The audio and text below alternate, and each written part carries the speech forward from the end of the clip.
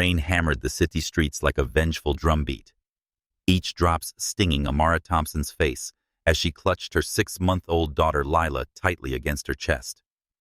The thin second-hand jacket she wore clung to her skin, useless against the biting November downpour that soaked her and the baby.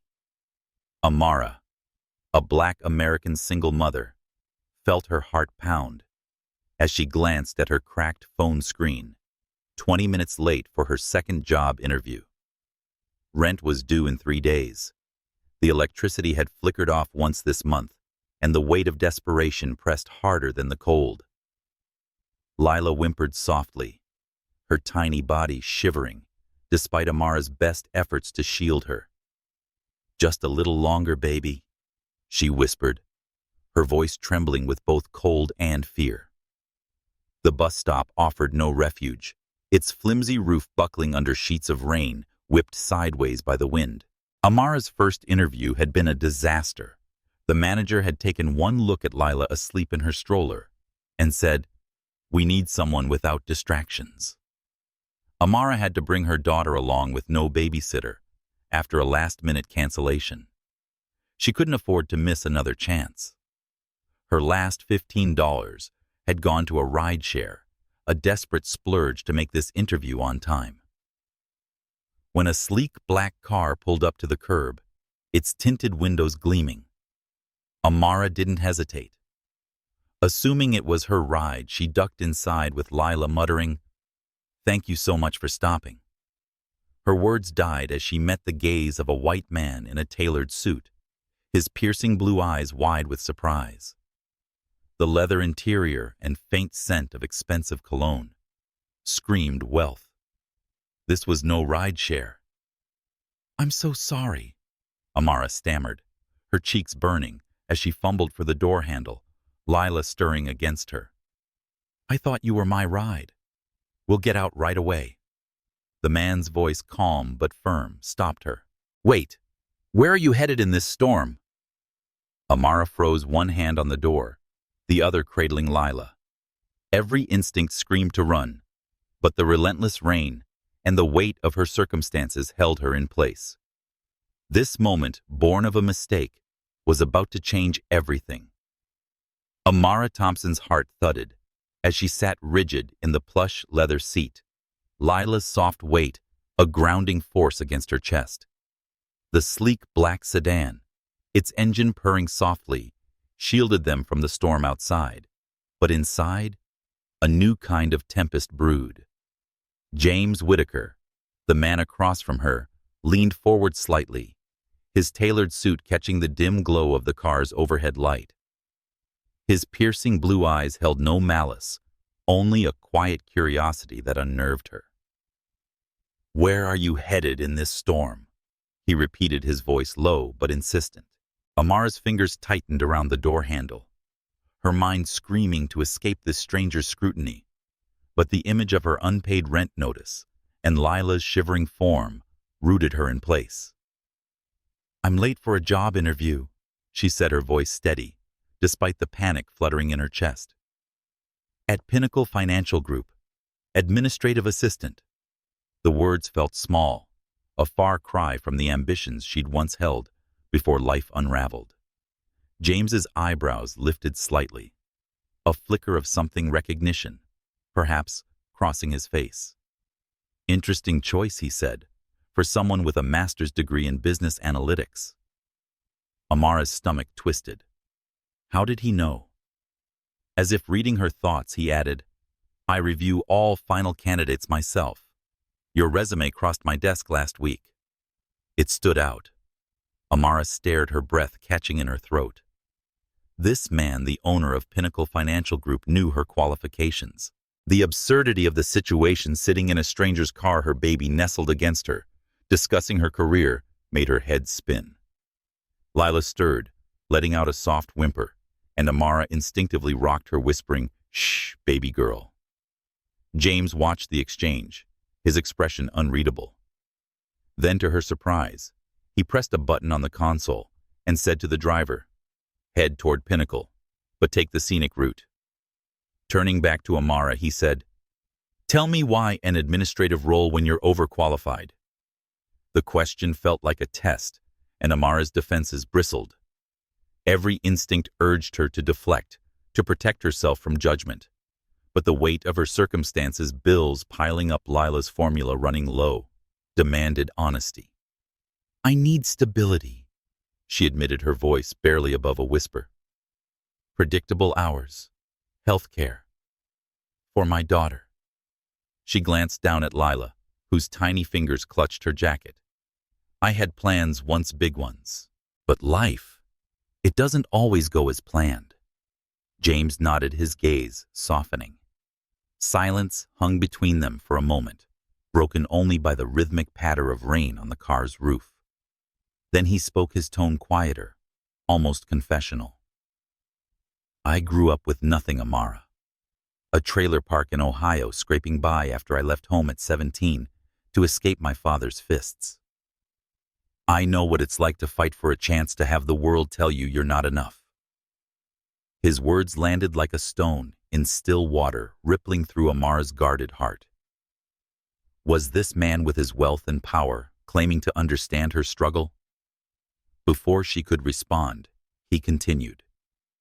"Pinnacle's launching a new division. Community empowerment, focused on financial services for underserved neighborhoods.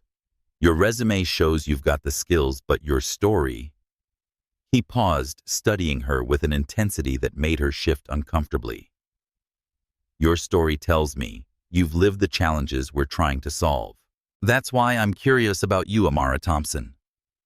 Amara's mind raced. This wasn't an interview for an administrative job. It was something bigger that thrilled and terrified her. "Why me?" she asked, her voice sharper than intended. "You don't know me. This could be a mistake." James's mouth curved into a faint smile, the first she'd seen. "I trust my instincts," he said. "They've rarely led me astray. And they tell me you're exactly what Pinnacle needs right now." The car slowed as it approached the towering glass facade of Pinnacle Financial Group, its lights cutting through the rainy haze. James glanced out the window, then back at Amara.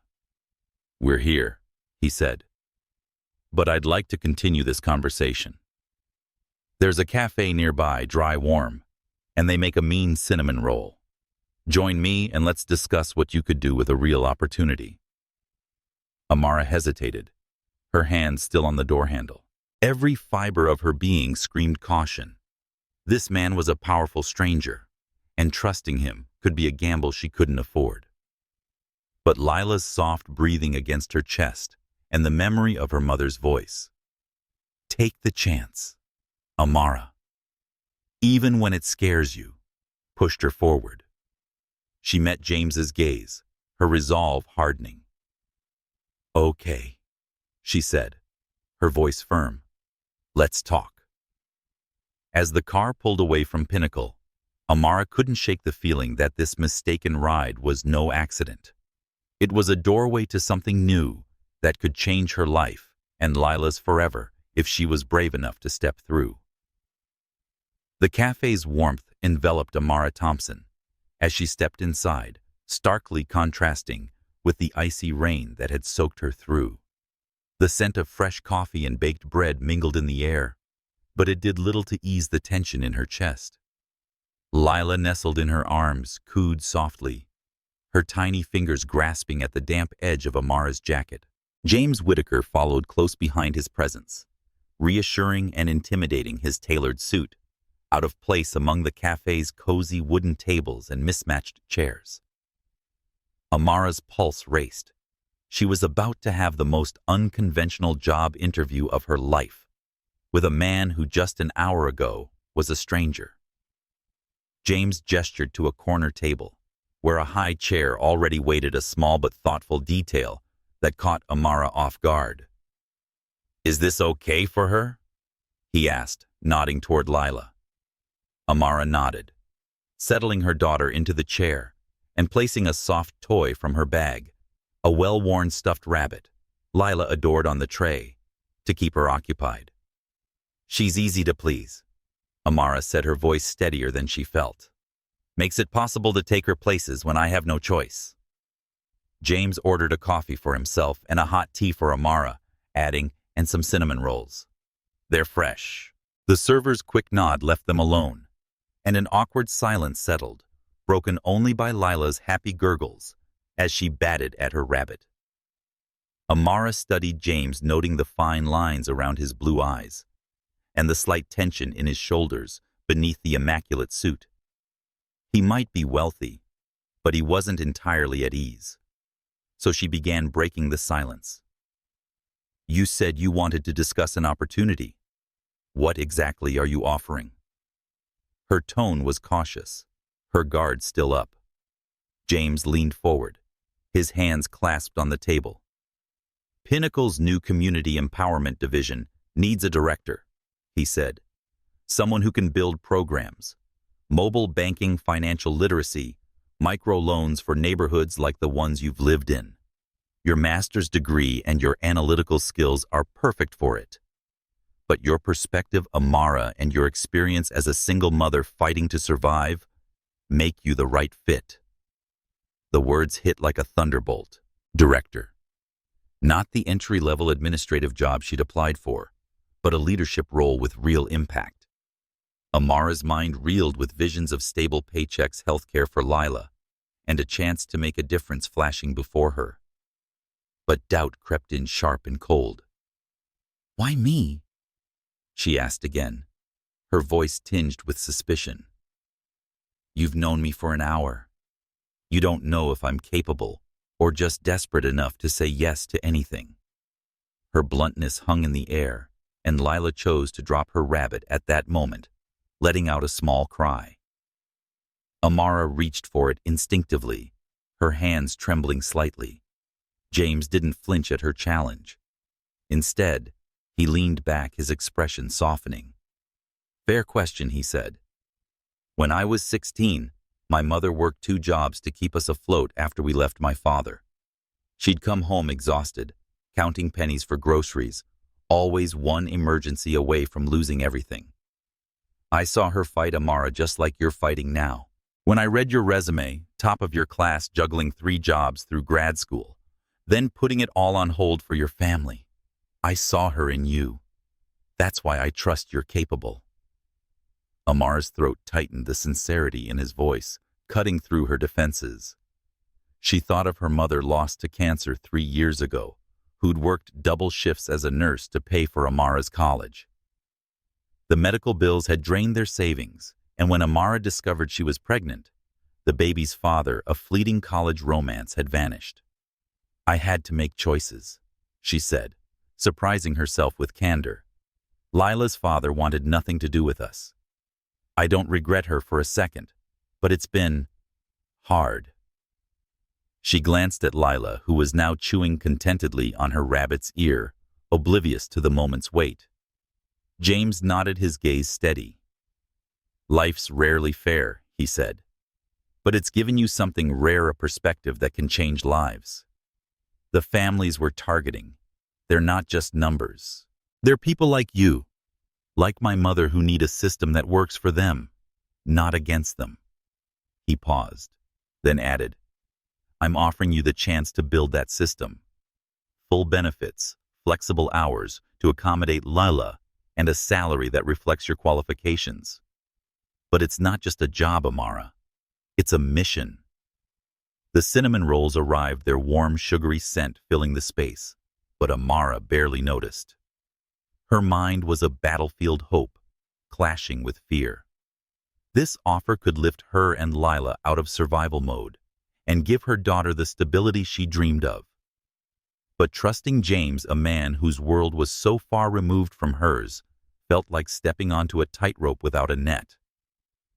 What if she failed? What if this was a mistake, like so many others she'd made? She thought of the single mother she'd met at a community center last year, whose small business collapsed because she couldn't access a fair loan. Could Amara build something to help women like her? I don't know if I'm ready for this, she admitted, her voice barely audible. I've been in survival mode for so long, I don't know how to think bigger. James's eyes held hers unwavering. You don't have to decide now, he said. Take a day, think it over. But I believe in you, Amara Thompson, even if you're not sure you believe in yourself yet. He slid a business card across the table, his name embossed in crisp black letters. "Call me when you're ready." Amara took the card, her fingers brushing against his momentarily. Lila let out a delighted squeal, banging her rabbit on the tray, and Amara couldn't help but smile, the tension easing slightly. As they shared the cinnamon rolls, James asked gentle questions about Lila's favorite toys, and Amara felt a strange mix of fear and possibility. She didn't know if she could trust this man or the future he offered, but she wanted to try for the first time in years. As they left the cafe, the rain slowing to a drizzle, Amara held Lila close, her heart whispering that this leap of faith might be the beginning of something extraordinary. Amara Thompson stood at the entrance of Pinnacle Financial Group's towering glass building, the morning sun glinting off its sleek facade. Lila, perched on her hip, babbled happily, oblivious to the moment's weight. Just 1 week ago, Amara had been a desperate job seeker, soaked to the bone in a rainstorm, mistakenly climbing into James Whitaker's car. Now she was stepping into her first day as director of Pinnacle's Community Empowerment Division, a role that still felt like a dream too big to hold. Her new blazer, bought with her last savings, felt stiff on her shoulders, but it was a reminder she'd earned this and wouldn't let fear steal it away. Inside, the lobby buzzed with polished efficiency, the air carrying a faint scent of lavender from the sleek diffusers. A security guard, his smile warm, directed her to the executive floor, a detail that sent a flutter of nerves through her. Director meant working with Pinnacle's leadership team, a world of power and privilege, far removed from the cramped apartment she'd left behind. Amara whispered to Lila as the elevator climbed, "This is it, baby girl. Mommy's going to make things better for us." Lila's tiny hand patted her cheek. A small gesture steadied Amara's racing heart. The elevator doors slid open, revealing a reception area in muted grays and blues, exuding quiet wealth. A woman with a kind smile approached her name tag, reading, "Carol." "You must be Amara," she said, her voice warm. "I'm James's executive assistant. He asked me to show you around." She reached out to gently touch Lila's cheek. "And this must be the little star. She's adorable." Amara smiled, relieved by the welcome. "Thank you. I'm a bit nervous about the daycare setup." Carol waved a hand dismissively. "No need to worry.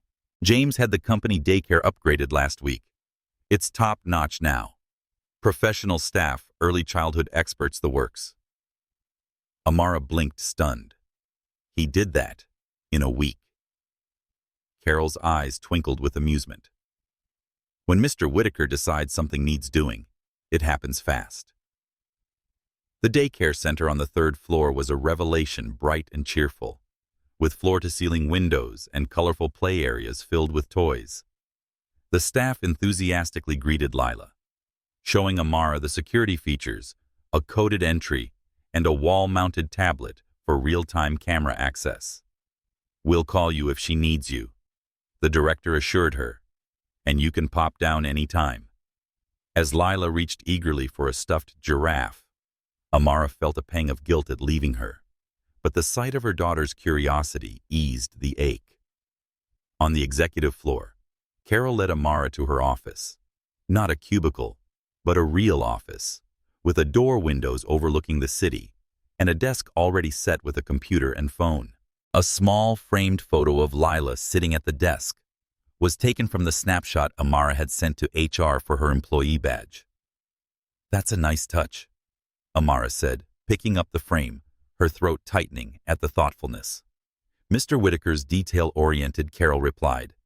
"He wanted you to feel at home." A knock at the open door made them turn. James stood there, his suit as impeccable as ever, but his expression softer than in the rain-soaked car. "How's the first day so far?" he asked. "Overwhelming," Amara admitted, but in the best way.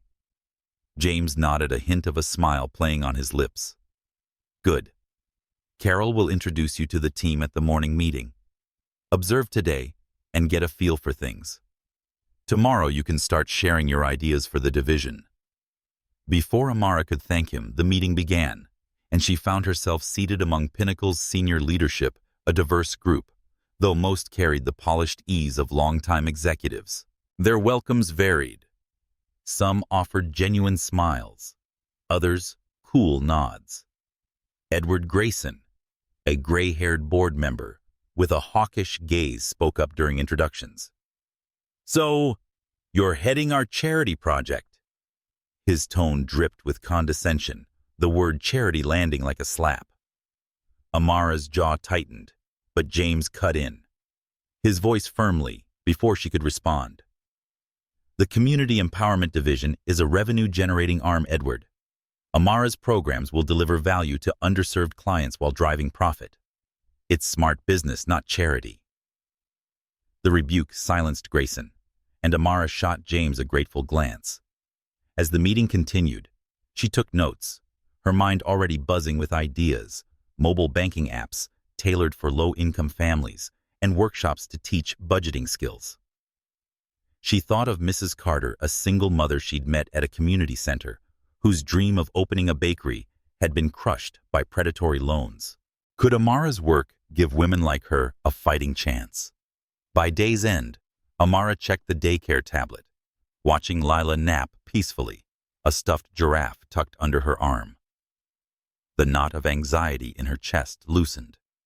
As she gathered her things, Carol appeared at her door. "Time to go home, Amara.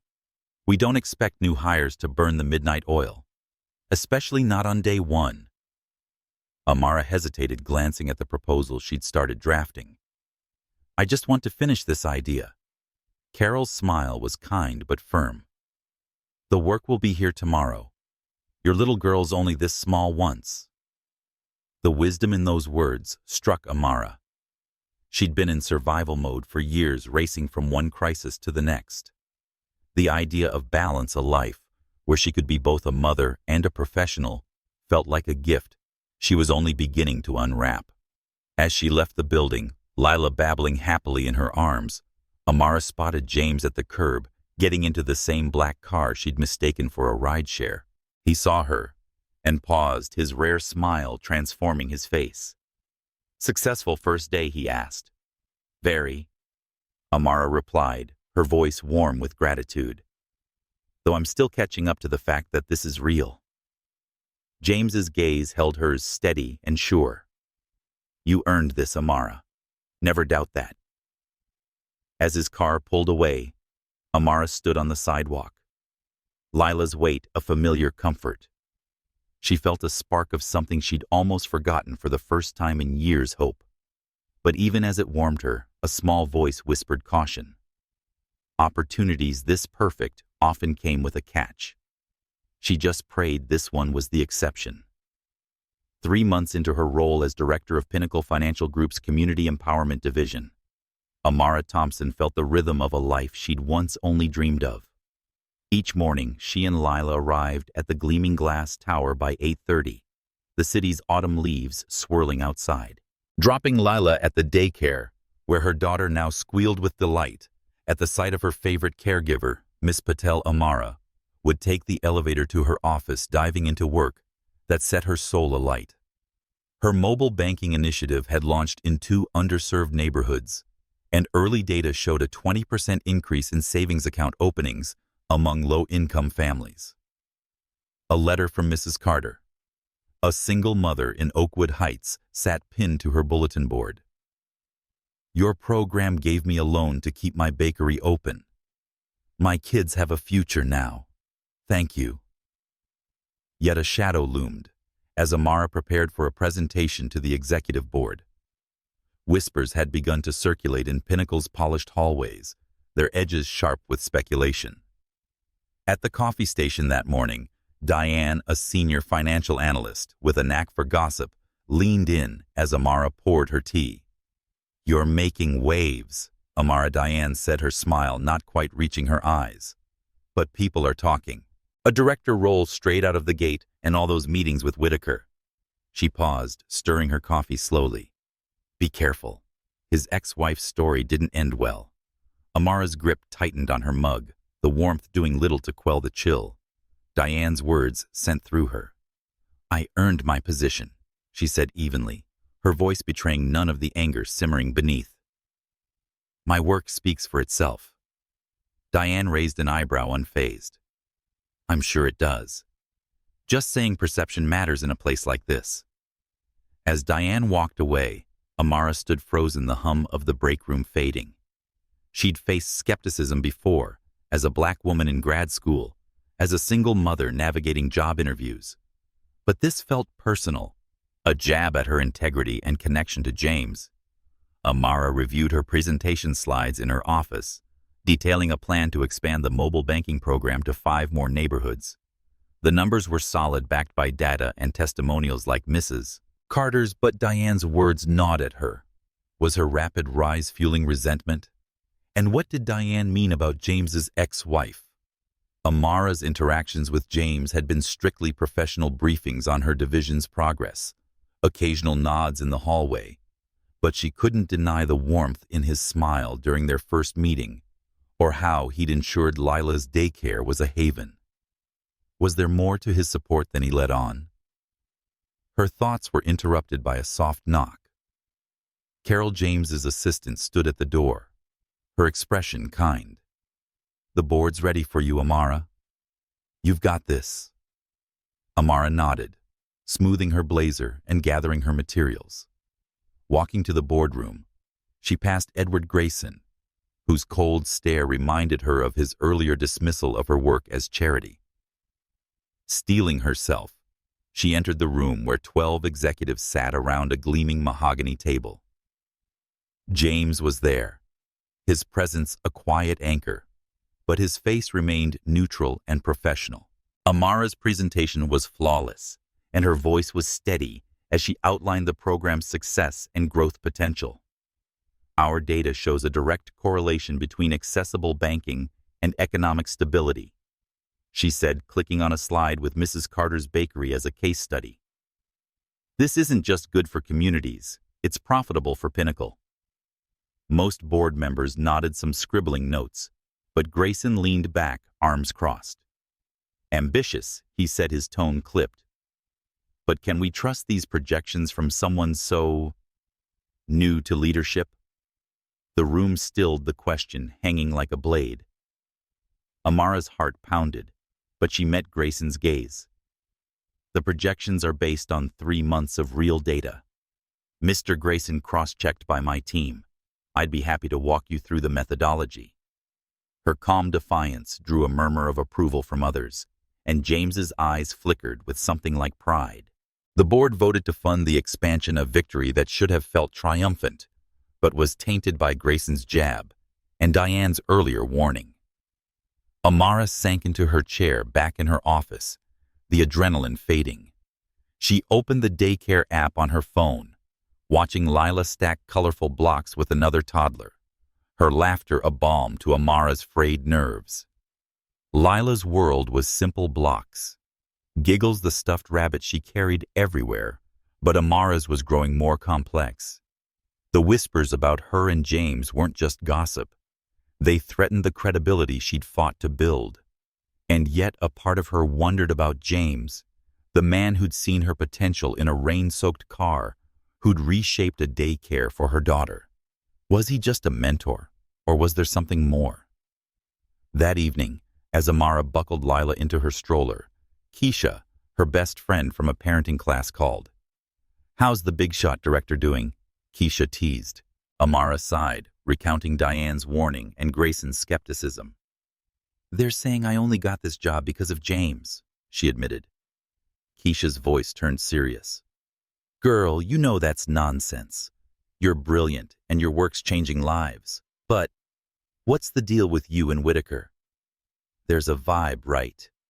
Amara hesitated, picturing James's steady gaze. "I don't know," she said. "He's my boss, Keisha, and Lila's my priority. I can't afford complications."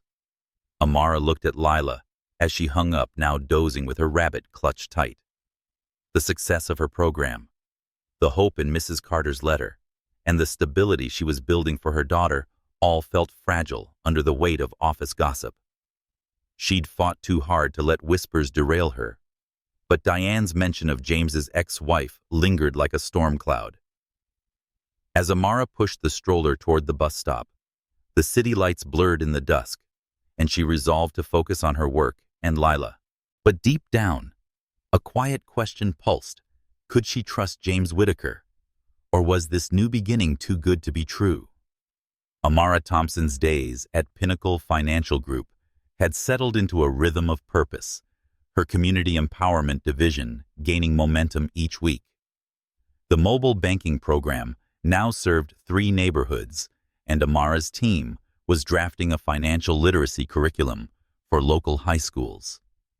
Yet the whispers that had begun with Diane's warning lingered a quiet hum beneath the surface of her success. They followed her in the break room, in the glances of colleagues questioning her rapid rise and her connection to James Whitaker. Amara pushed them aside, focusing on her work and Lila. But the weight of scrutiny was a constant companion. Outside the office, however, a different story was unfolding. James had begun to bridge the gap between boss and something more. His gestures small but deliberate, a check-in about Lila's latest daycare milestone, a shared laugh over a coffee spill in a meeting. One crisp November afternoon, as Amara gathered her things to pick up Lila, James appeared at her office door, his usual suit replaced by a casual sweater that softened his sharp edges. "Amara," he said, his tone hesitant but warm. "I was wondering if you and Lila would join me for dinner this Friday. There's a bistro I know that is child-friendly and has great food. No pressure, just a chance to talk outside these walls." Amara's heart skipped, caught off guard by the invitation. Her first instinct was to decline. Lila was her priority, and mixing personal with professional felt like stepping into a minefield, especially with the office gossip. But James's eyes, steady and unguarded, held a sincerity that tugged at her. "I'd have to bring Lila," she said, testing the waters. "Of course," James replied instantly, a smile breaking through. "I'd be disappointed if you didn't." Amara nodded a cautious yes, slipping out before she could overthink it. "Friday, then?" she said, her voice betraying a mix of nerves and anticipation. Friday evening arrived, and Amara stood before her mirror, smoothing the simple blue dress she'd chosen, elegant, but not overdone, reflecting her resolve to keep things uncomplicated. Lila clutched her beloved stuffed rabbit in a tiny sweater and pigtails, her chatter about going out filling their small apartment with warmth. At the bistro, a charming spot with exposed brick walls and soft jazz drifting through the air, James waited at a corner table, a high chair already in place. "You look lovely," he said, as they approached, his gaze lingering on Amara, before softening at Lila's delighted wave. "And you, little miss, are stealing the show." Amara settled Lila into the high chair, handing her a soft toy from the basket. James had requested, a thoughtful touch that eased her nerves. The menu arrived, and Amara ordered sparkling water, conscious of her tight budget, while James chose a glass of red wine. Amara broke the initial awkwardness as Lila banged a toy block on the tray. "I don't think I've ever seen you without a tie," she teased, noting his relaxed shirt. James chuckled, a sound that warmed the space between them. "I do shed the armor occasionally," he said, "though maybe not as often as I should." The conversation flowed easily, surprising Amara with its natural rhythm. They discovered a shared love for old movies. The Godfather sparked a lively debate about its ending and swapped stories about their college days. James admitted to surviving on instant noodles while building his first startup, a far cry from his current wealth. Amara shared a memory of her mother, who'd raised her alone after her father left hosting movie nights, despite working 2 jobs.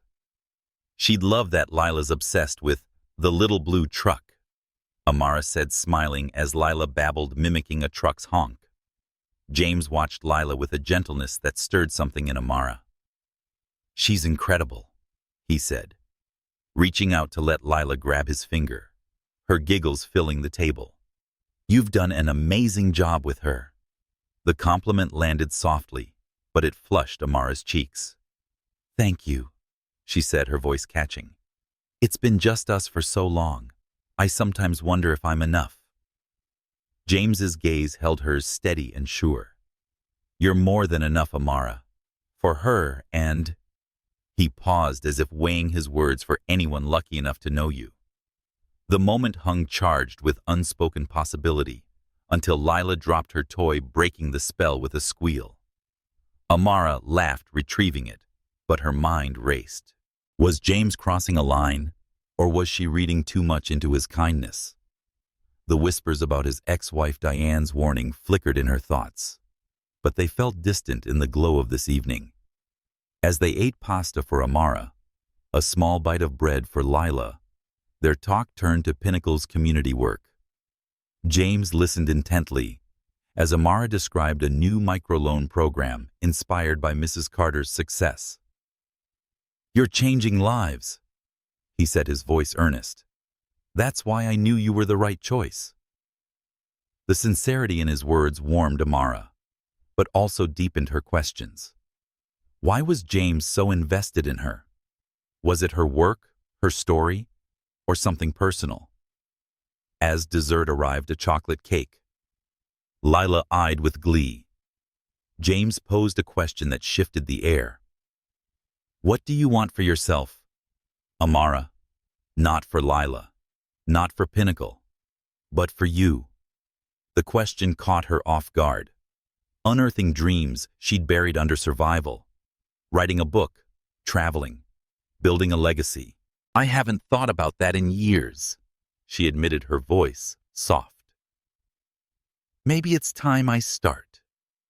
James efficiently carried Lila's diaper bag as they left the bistro, which surprised Amara. She felt a shift. The evening had been more than a meal. It was a glimpse into a connection she hadn't expected. James walked her to her apartment door, pausing under the flickering lobby light. "I had a wonderful time," he said, his voice low to avoid waking Lila, now dozing in Amara's arms. "Can we do this again?" Amara met his gaze, her heart a tangle of hope and caution. "I'd like that," she said, smiling. "Good night, James." As he walked away, Amara stood in her doorway, Lila's soft breathing a steady rhythm. Keisha's voice echoed from their last call. "There's a vibe, right?" There was, and it terrified her. The whispers at Pinnacle, the stakes of her job, Lila's future, they all loomed large. But as she tucked Lila into bed, placing the stuffed rabbit beside her, Amara felt a flicker of courage. James Whitaker wasn't just her boss. He was someone she was beginning to know, someone who saw her. She wasn't sure whether that was a path to friendship or something more profound. But for the first time, she was willing to find out. Amara Thompson's life at Pinnacle Financial Group was a delicate balance of triumph and tension. Her community empowerment division had become a beacon of hope with the mobile banking program, now serving 4 neighborhoods, and a new microloan initiative helping small businesses like Mrs. Carter's Bakery thrive. Amara's inbox overflowed with thank you emails from families who'd opened their first savings accounts, each a reminder of why she'd taken this leap. Yet, the whispers that began with Diane's warning had grown louder, a persistent hum questioning her rapid ascent and connection to James Whitaker. The dinner at the bistro, where James's warmth and Lila's giggles had woven a fragile thread of possibility, only fueled the gossip. Amara tried to focus on her work, but the memory of James's question, "What do you want for yourself?" lingered, stirring dreams she'd long buried. Their interactions at Pinnacle remained professional, but stolen moments. A shared glance during a meeting, a quick chat about Lila's love for the little blue truck, hinted at something more profound. Amara wrestled with her feelings, her heart torn between the safety of keeping James at arm's length and the pull of a connection she couldn't ignore. Keisha's voice echoed from their last call. "There's a vibe, Amara. Don't run from it." But with Lila's future at stake, running felt safer than risking heartbreak. The storm broke on a gray Monday morning. Amara was in her office reviewing a proposal for a financial literacy program when Carol appeared at the door, her usual warmth replaced by unease. "Amara, there's someone here to see you," she said, her voice low. "She doesn't have an appointment, but she's insistent." Amara frowned, setting down her pen. "Who is it?" Carol hesitated, then said, "Claire Parker. She says she's James's ex-wife." The name hit Amara like a cold wave. Diane's cryptic warning about James's ex-wife flashed through her mind, but she dismissed it as gossip. Now Claire was unannounced, and Amara's stomach churned with curiosity and dread. "Where is she?" she asked, her voice steady despite the tremor in her chest. In the small conference room, Carol replied, "I thought it best not to bring her here." Amara nodded, grateful for Carol's discretion. "Thank you. I'll see her now." The conference room was stark, its glass walls offering no privacy from the hallway's curious glances. Claire Parker stood as Amara entered, a vision of elegance, in a tailored coat, her blonde hair swept into a flawless chignon. Her cool gray eyes appraised Amara with a sharpness that made her skin prickle. "Miss Thompson." Claire said, her voice smooth but edged with steel, not offering a handshake. "Thank you for seeing me without notice." Amara matched her formality, standing tall. "Miss Parker," she said, noting Claire's correction of her maiden name. "How can I help you?" Claire gestured to the chairs. "May we sit? This might take a moment." Amara nodded, sitting across from her, her guard firmly up. Claire smoothed her skirt, her composure unshaken. "You're not what I expected," she said, her gaze lingering on Amara's simple blazer and the faint weariness in her eyes. "And what did you expect?" Amara asked, keeping her tone neutral. Claire's lips curved into a faint smile. "Someone less substantial." James's usual type leans toward decorative. The backhanded compliment stung, but Amara held her ground. "What brings you here?" "Miss Parker." Claire's smile faded, her eyes narrowing. "Concern," she said. "For you, believe it or not, and for your daughter." Amara stiffened, her protective instincts flaring. "Lila is not a topic I'm willing to discuss with you." Claire raised a hand, conciliatory. "Fair enough. Then let's talk about James. How much has he told you about our marriage? About why it ended?" Amara's pulse quickened.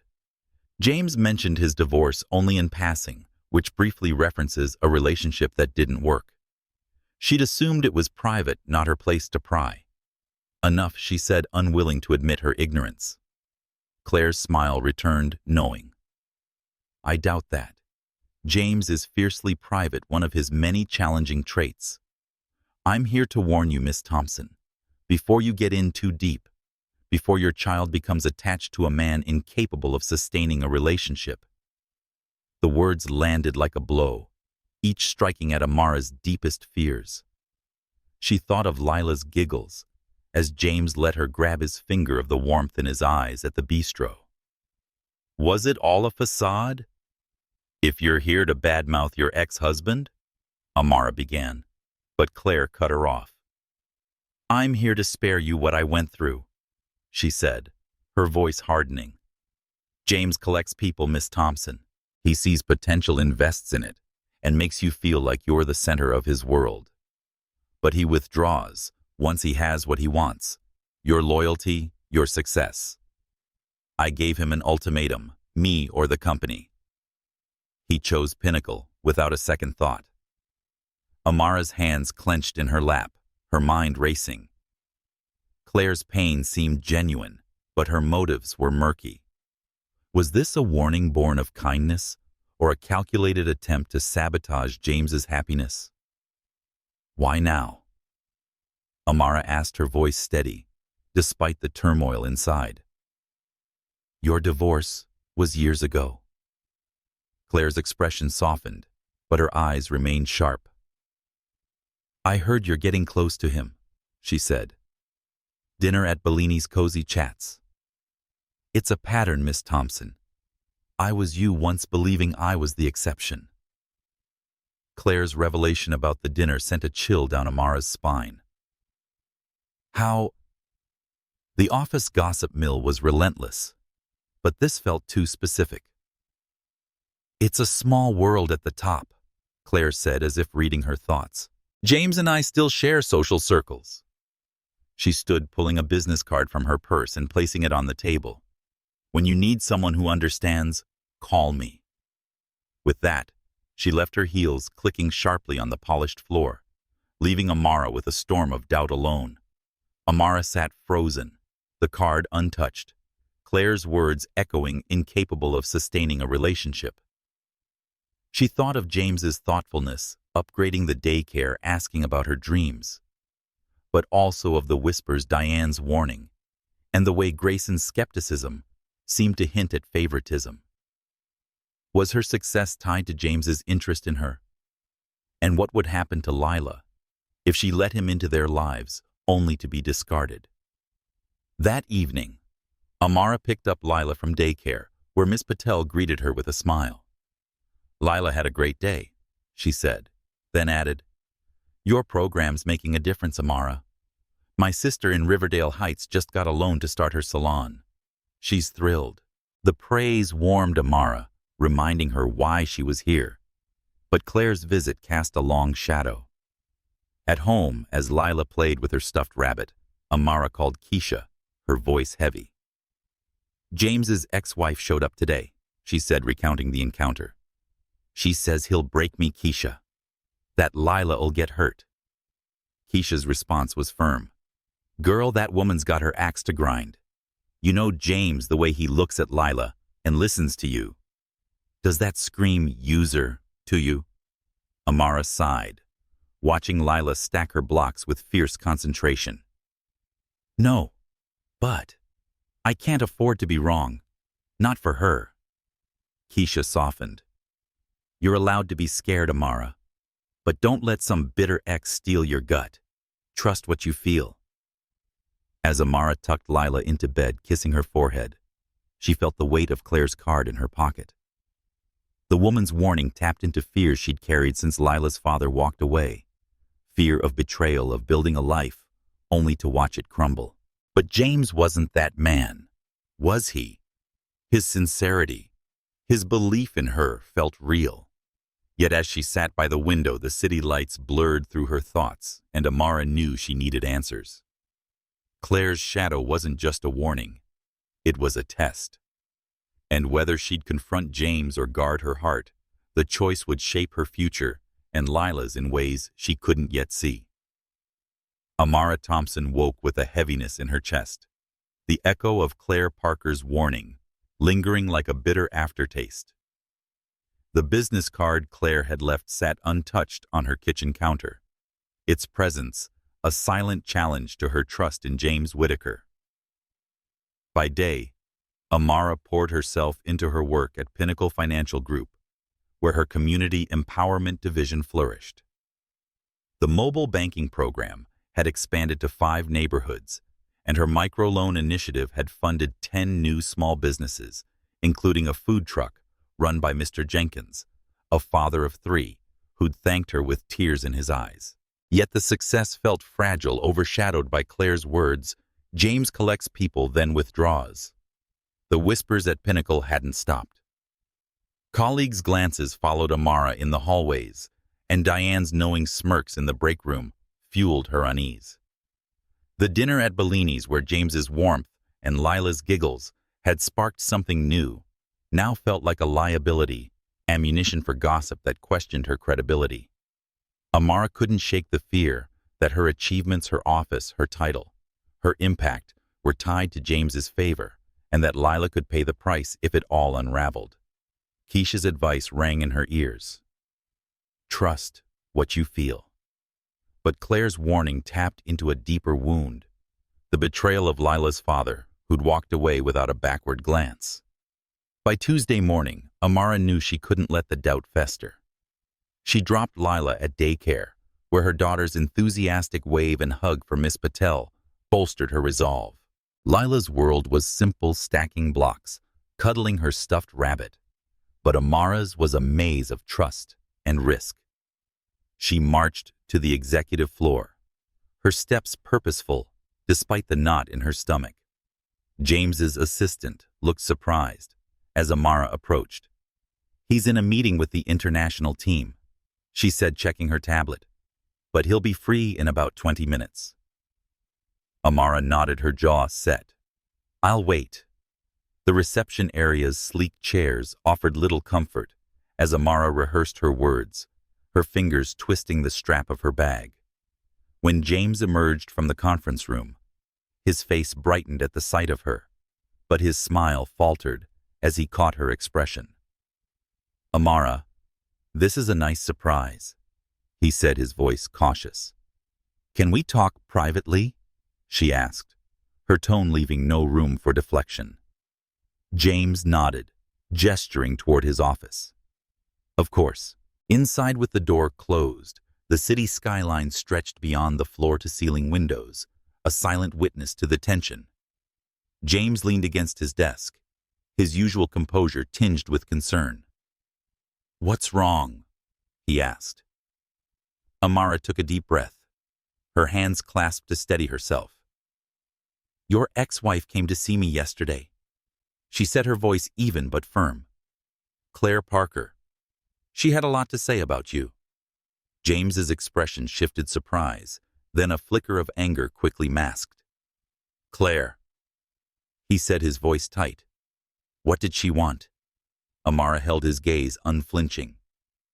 To warn me about you. She said you're incapable of maintaining a relationship, that you're obsessed with. Work that you collect people and discard them when they ask for too much. She told me she gave you an ultimatum, her or Pinnacle, and you chose the company without hesitation. The words hung heavy, and for a moment James was silent, his jaw working as he processed the accusation. He moved to the window, his back to Amara, the city's pulse a stark contrast to the stillness in the room. When he turned, his eyes were raw, unguarded. Let's sit, he said, gesturing to the small sofa in the corner. Amara hesitated, then joined him, the space between them, both intimate and charged. Claire and I met when I was 26. James began, his voice low. I was just starting Pinnacle, scraping by, fueled by ambition and fear of ending up like my father. Angry, broken. Claire was sophisticated, confident, everything I wasn't. I couldn't believe she saw something in me. Amara listened, her heart softening at the vulnerability in his tone. We married quickly.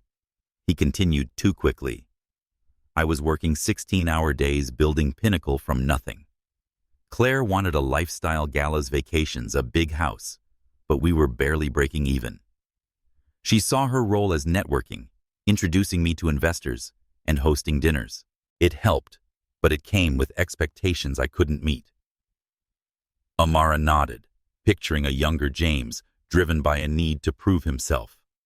She said she supported you, she said, testing his account. James's lips pressed into a thin line. She did in her way, but her support was an investment. Amara won, she expected to pay off in status and wealth. By our third year, Pinnacle was turning a profit, but I wanted to reinvest it, grow the company, and secure it for our employees.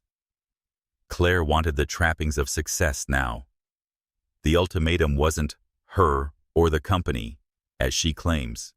It was, give me the life I deserve, or I'm gone. I couldn't bankrupt Pinnacle to keep her happy.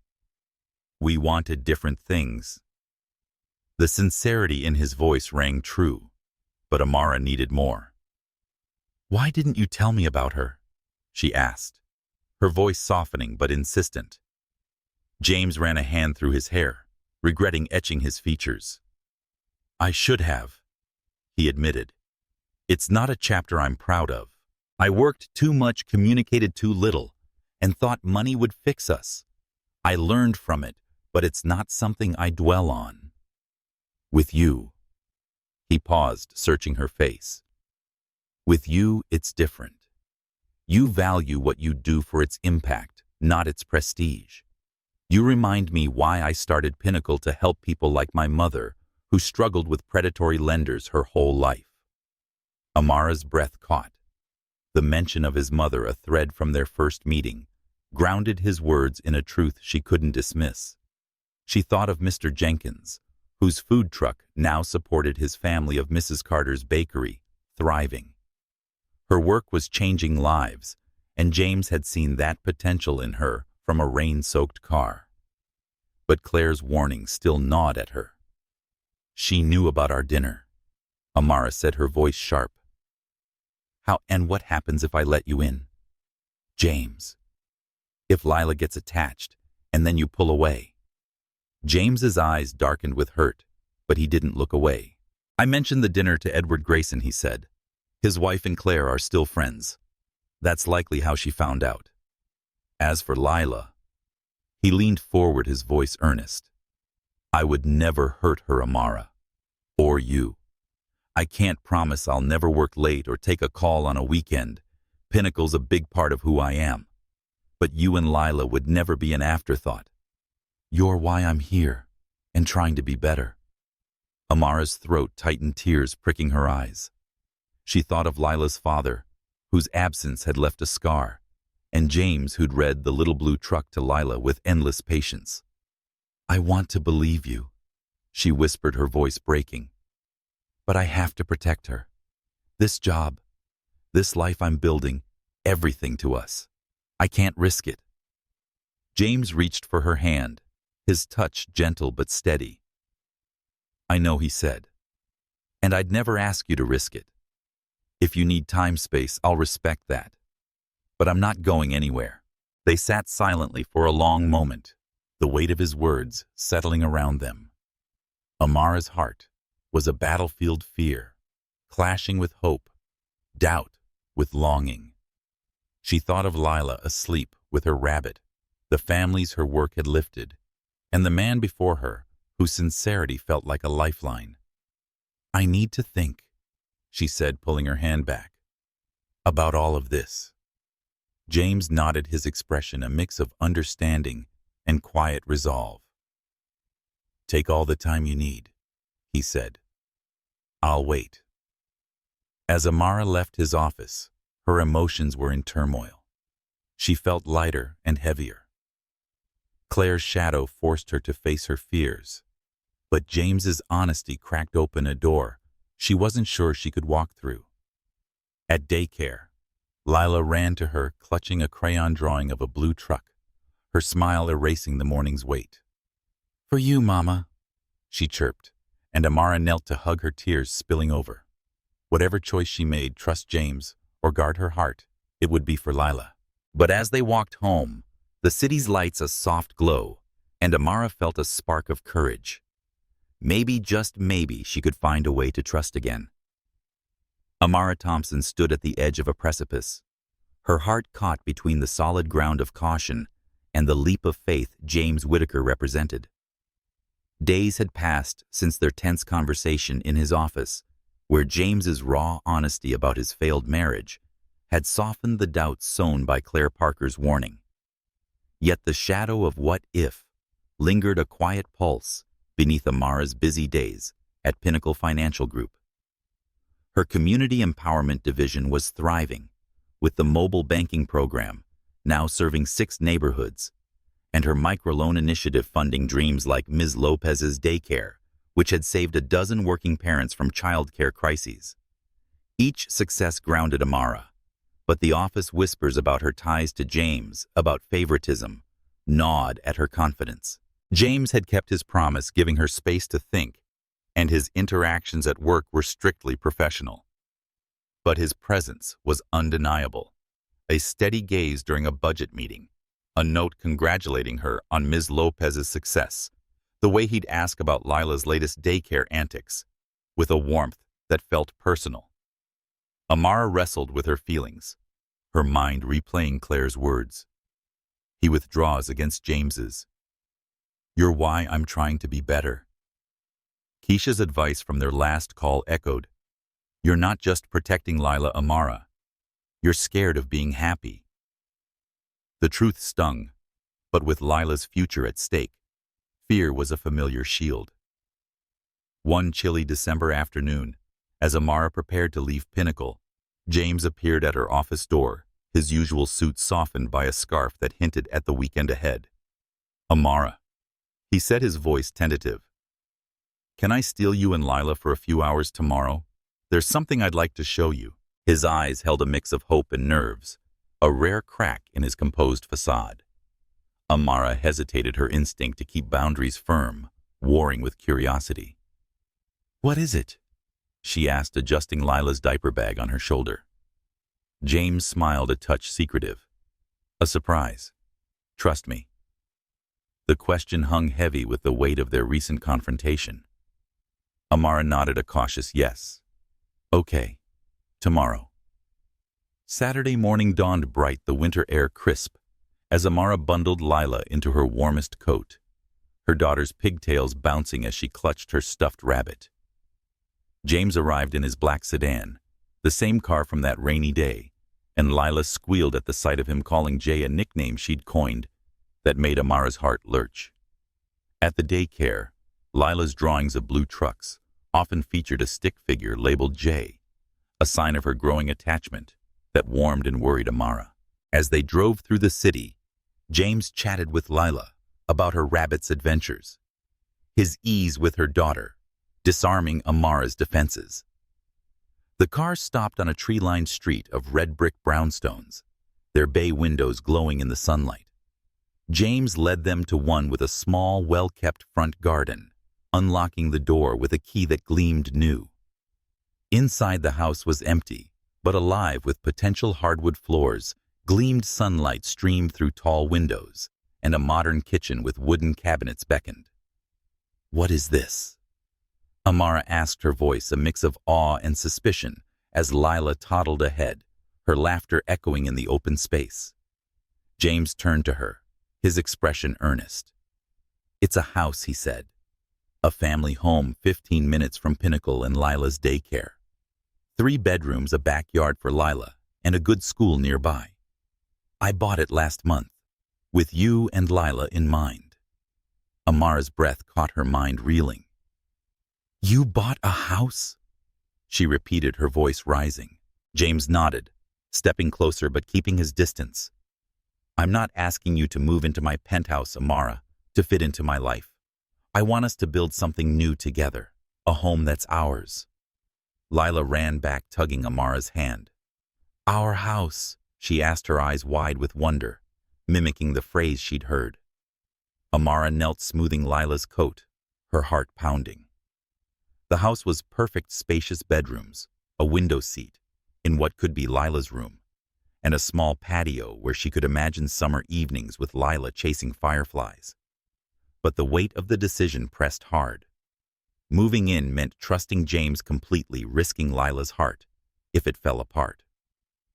Claire's warning flashed through her mind, as did James's patience, care for Lila, and belief in her from that first rainy day.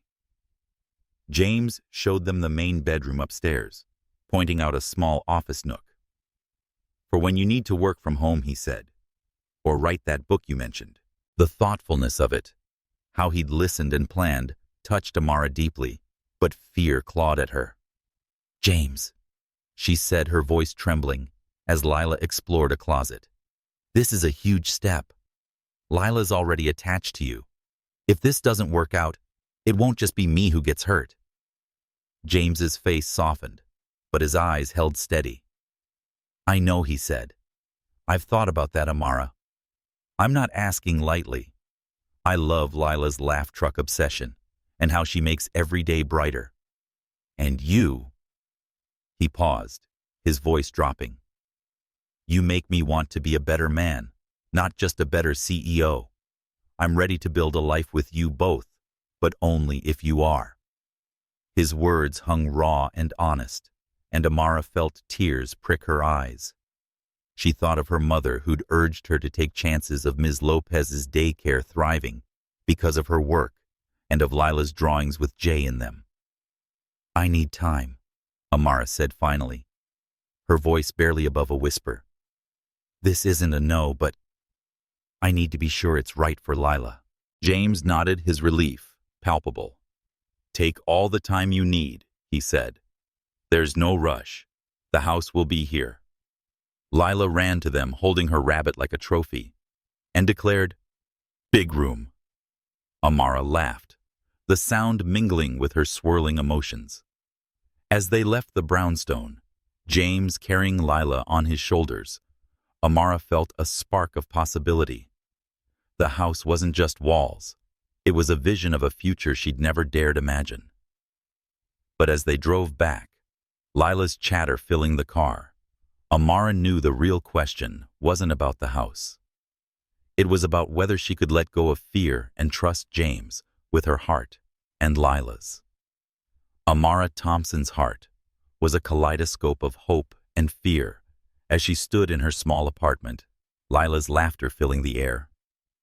Weeks had passed since James Whitaker's bold proposal to move into the brownstone he'd bought with her and Lila in mind.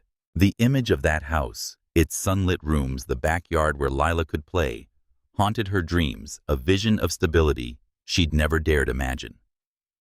Yet Claire Parker's warning and the persistent whispers at Pinnacle Financial Group kept her tethered to caution. Her community empowerment division was soaring with the mobile banking program, reaching 7 neighborhoods, and her microloan initiative, enabling dreams like Mrs. Adebayo's tailoring shop, which employed 3 local women. But success couldn't quiet the question. Could she trust James with her heart? And Lila's Amara had spent nights weighing the risks, her thoughts circling back to James's sincerity, his patience during their confrontation, his playful bond with Lila, the way he'd seen her potential in a rain-soaked car. Keisha's words from their last call cut through the noise. At some point, "Amara, you gotta choose to be brave." Her apartment lease was up in a week, and the rent increase was a stark reminder of her precarious reality. Lila's drawings taped to the fridge showed Jay alongside them, a stick-figure family that tugged at Amara's resolve. "Our house," Lila had asked at the brownstone, her innocent hope a mirror to Amara's own. The decision came quietly, a certainty that bloomed after a weekend where James joined them at a park, reading The Little Blue Truck to Lila, 10 times his laughter mingling with hers as she chased bubbles. Amara watched them, her fears fading, replaced by a truth she couldn't deny. She loved James and Lila adored him. On Monday, she stopped by his office, her voice steady, despite the flutter in her chest. "About the brownstone," she said, standing in his doorway. "I'm in. Let's do this for us, for Lila." James's face broke into a smile, relief and joy lighting his eyes. "You mean it?" he asked, stepping closer. Amara nodded, her smile mirroring his. "I mean it." The move was a whirlwind. Boxes packed furniture, arranged Lila's toys, scattered across the brownstone's gleaming floors. By Christmas Eve, the house felt like theirs, with a small tree twinkling in the living room and Lila hanging ornaments with fierce concentration. James surprised them with a gift, a play kitchen for Lila, who immediately cooked pretend pancakes for Mama and Jay. Lila's nickname for James had evolved into Daddy Jay, a natural shift that began when she pointed at him during a daycare pickup, saying, "Daddy Jay tugs me in." Amara's heart had caught. But James's gentle question, "Is this okay?" and her tearful nod had sealed it. Lila's biological father was a ghost. James was her present. New Year's Eve arrived, and Amara and James left Lila with Keisha for a rare evening out, returning to Bellini's the bistro, where their first dinner had sparked something new. Amara wore her blue dress, its familiarity a nod to their journey, while James's dark sweater softened his usual sharpness. As they sat at their corner table, the jazz soft and the candlelight warm, Amara felt a lightness she hadn't known in years. Feeling nostalgic, she teased, sipping sparkling water. Grateful James corrected his eyes, holding hers. This is where we began. Their conversation flowed. Amara shared plans for a new Pinnacle program, targeting teen entrepreneurs inspired by a high schooler who'd pitched her a business idea at a community event. James spoke of expanding her division, his pride in her work unwavering. "You're changing the game," he said, his voice earnest. "Families like Mrs. Adebayo's are thriving because of you." Amara smiled, the weight of office gossip, Diane's smirks, Edward Grayson's skepticism fading. But a flicker of nerves remained. Their move to the brownstone was no secret at Pinnacle, and whispers of favoritism had grown sharper. As dessert arrived, a chocolate lava cake, a callback to their first dinner, James reached into his jacket, his hand steady but his gaze nervous. "Amara," he said, his voice low. "I've been carrying something for weeks, waiting for the right moment." He opened a small velvet box, revealing a diamond ring, simple yet radiant, catching the candlelight.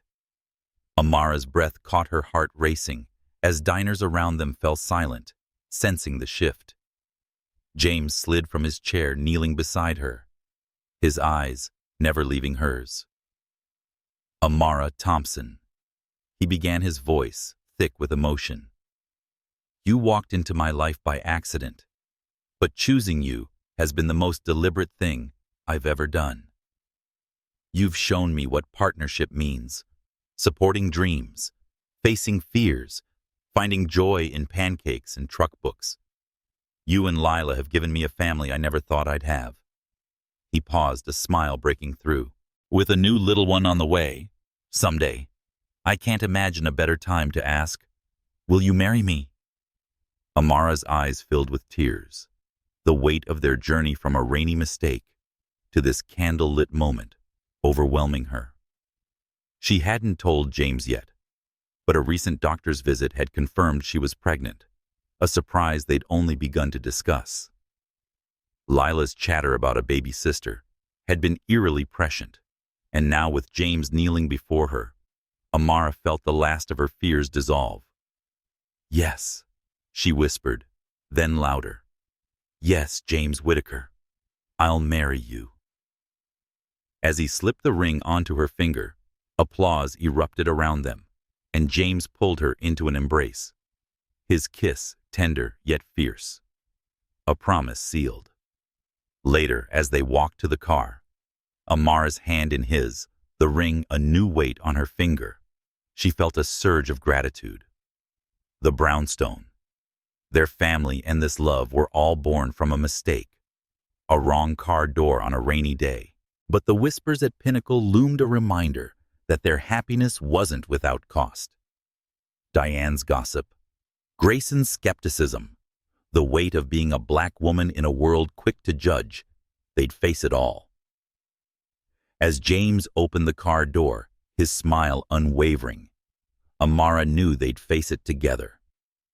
For Lila, for the baby to come, for the life they were building, she was ready to leap toward love, no matter the risks.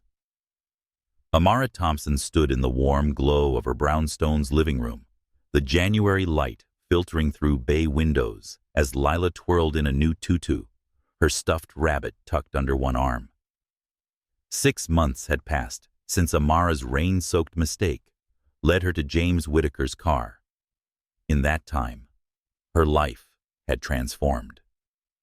The brownstone, now filled with family photos, and Lila's crayon art, was a home, a testament to the leap of faith she'd taken when she said yes to James's proposal, both to move in and to marry him. Her engagement ring caught the light as she adjusted a picture frame, a quiet reminder of their New Year's Eve promise at Bellini's. Yet the whispers at Pinnacle Financial Group lingered, a shadow over her joy, sharpened by the weight of her pregnancy, a secret she and James were only beginning to share. At Pinnacle, Amara's Community Empowerment Division was a resounding success. The mobile banking program now served 10 neighborhoods, and her microloan initiative had funded 20 small businesses, including a bakery run by Ms. Nguyen, whose viral cupcakes had drawn city-wide attention. Amara's inbox brimmed with impact stories, like a young couple who'd saved enough for their first home thanks to her financial literacy workshops. These victories fueled her, but the office gossip, driven by Diane's smirks and Edward Grayson's cold stares, cut deep. As a black woman leading a high-profile division, Amara felt the weight of scrutiny, every achievement shadowed by whispers of favoritism tied to her relationship with James. That morning, Amara prepared for a critical presentation to Pinnacle's executive board, pitching a teen entrepreneurship program inspired by a high schooler's pitch at a community event. She stood before her mirror, smoothing her blazer over the slight curve of her belly, now 4 months along. "You've got this," she told her reflection, channeling the courage that had carried her from desperation to director. Lila, watching from the floor, clapped her hands. Mama strong, she declared, her vocabulary blooming alongside her love for Daddy J. Amara smiled, kneeling to kiss her forehead. "That's right, baby. For you." At Pinnacle, James was waiting in her office, reviewing her presentation slides. "Good morning," he said, his eyes warm but professional. "These projections are airtight."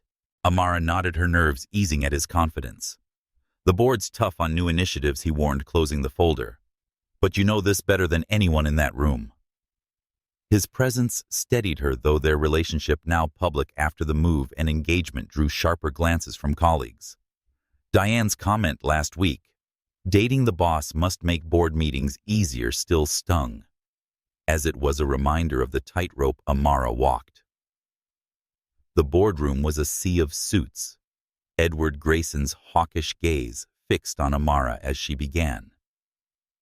Her voice was steady, her slides crisp, detailing how the teen program would foster financial skills and create jobs.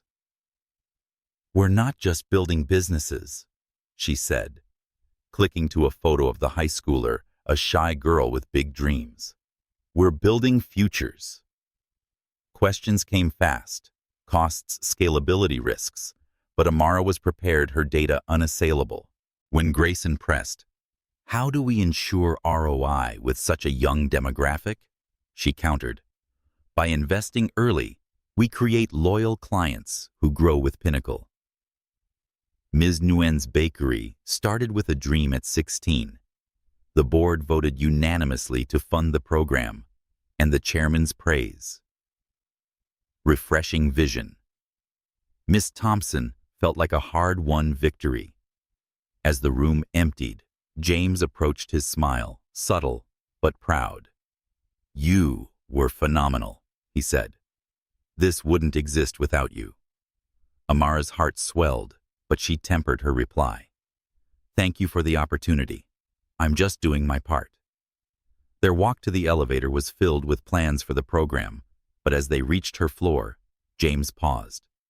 "We should celebrate," he said, his tone light but deliberate. "Dinner this weekend? Lila's welcome, of course." Amara hesitated, the memory of Diane's jab resurfacing. "Is it a business dinner?" she asked, her voice firm. James's eyes softened. "No, Amara. It's personal. I want to spend time with you and with you. If that's too much, we can keep it professional."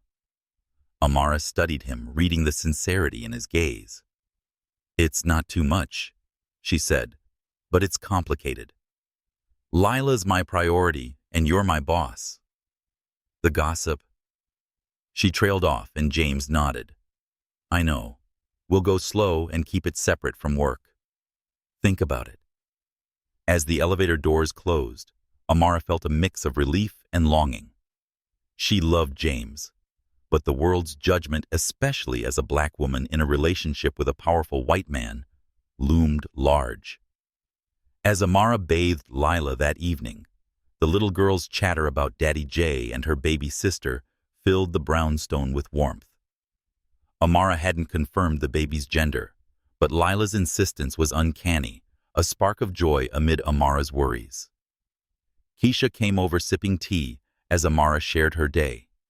"The board loved my pitch," she said, "but Diane's got everyone thinking I'm here because of James."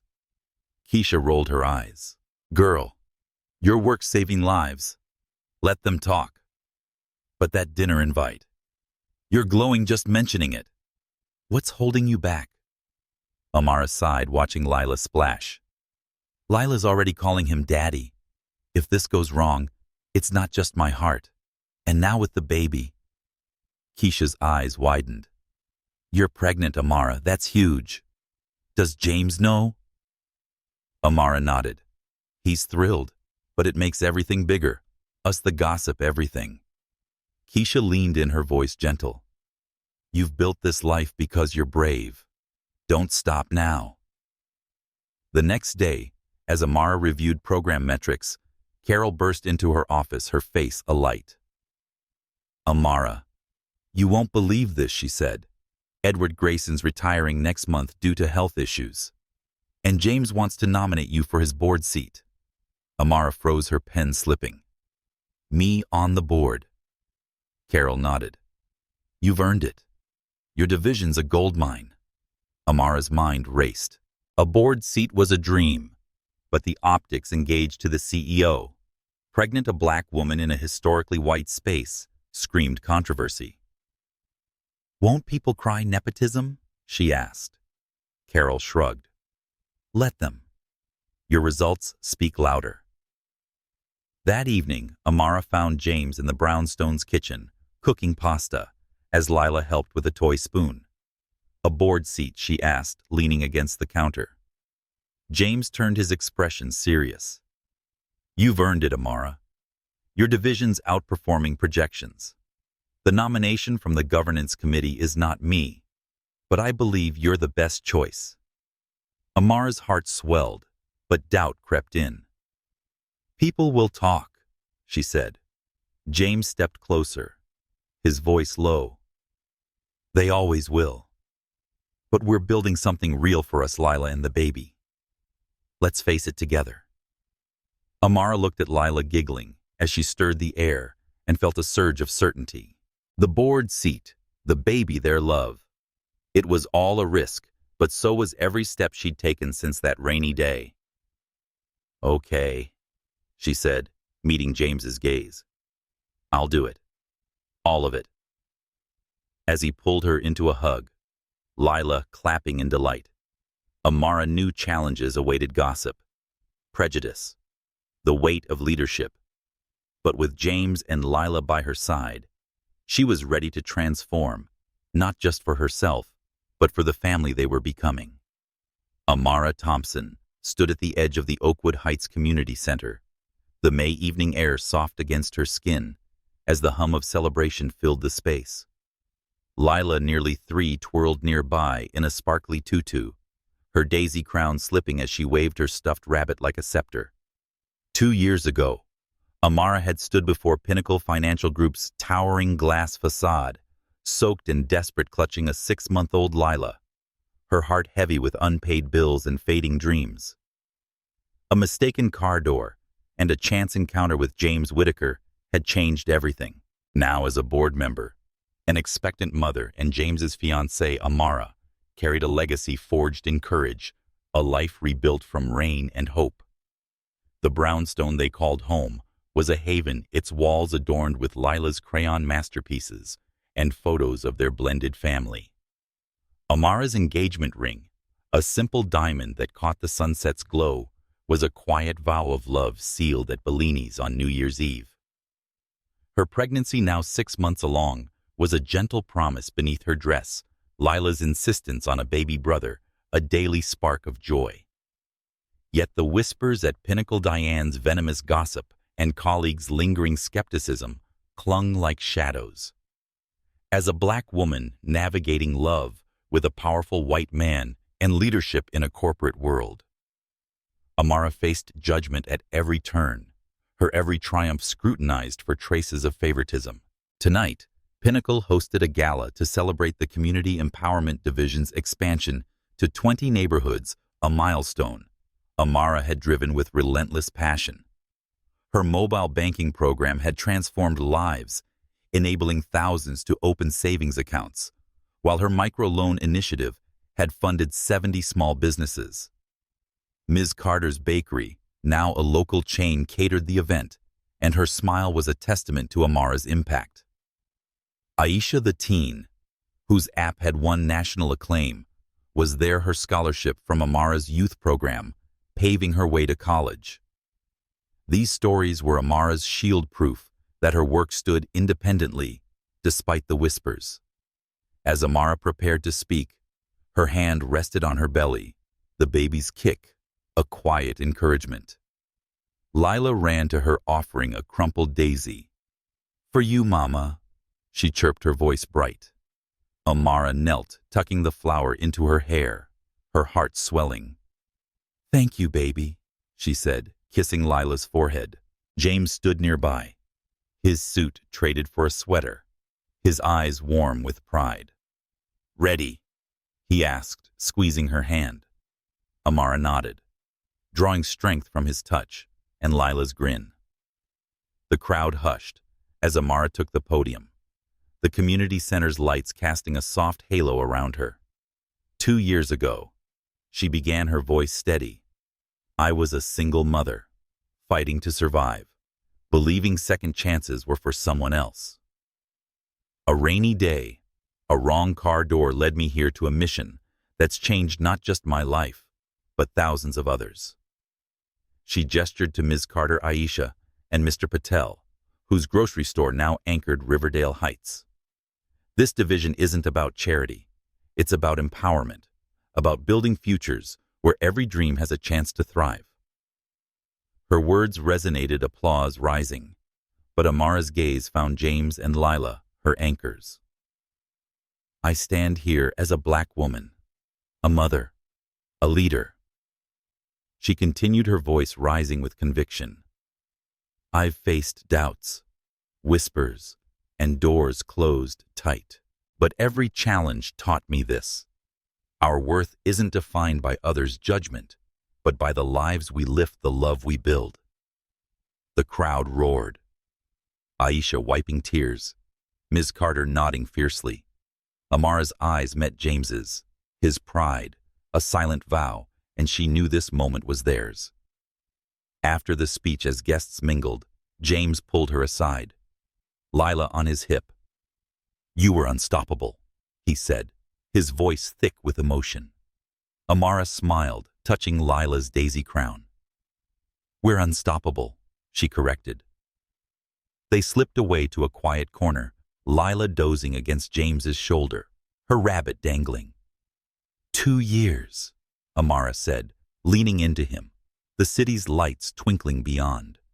From a mistake to a miracle. James kissed her temple, his hand resting on her belly. "Not a mistake," he said. "Destiny." The gala wound down, but Amara's heart was whole. Diane's gossip. The boardroom's sidelong glances. The weight of prejudice, they hadn't vanished, but they no longer defined her. She thought of Claire Parker's warning, a ghost laid to rest by James's love. Of her mother, whose courage lived in her. Of Lila, whose word home through the baby monitor had become their mantra. The baby's kick, strong and sure, was a promise of tomorrow.